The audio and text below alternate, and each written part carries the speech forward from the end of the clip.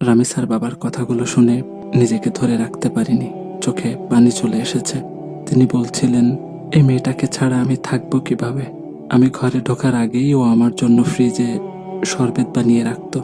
আমার বড় মেয়ে না, আমার ছোট 8 বছরের মেয়েটা কাবা শরীফের ছবিটা এনে রাখছিল। বলছিল, বাবা তুমি আমাকে নিয়ে যাবা? আমি বলেছিলাম, মা তুমি আল্লাহর কাছে চাও, আমার তো নেওয়ার ক্ষমতা নাই। আজ আমার মেয়েটাই আল্লাহর কাছে চলে গেল।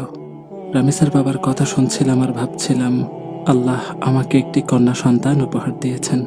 ওর নিষ্পাপ হাসির দিকে তাকালে এক মুহূর্তের জন্য সব ক্লান্তি ভুলে যায়, আবার পরক্ষণেই এক অজানা আতঙ্ক এসে বুকটাকে খামচে ধরে। আল্লাহর দেওয়া এই শ্রেষ্ঠ নিয়ামতকে আমি কতটা আগলে রাখতে পারবো, এই ভাবনায় হাত দুটো কেঁপে ওঠে। হে আমার রব, রামিসার মা বাবার বুক যে শূন্যতায় হাহাকার করছে, সেই কষ্ট সহ্য করার শক্তি তাদের দিও। আর আমাদের কলিজার টুকরা সন্তানদের তুমি এই সমস্ত নিষ্ঠুরতা থেকে তোমার হেফাজতে রেখো।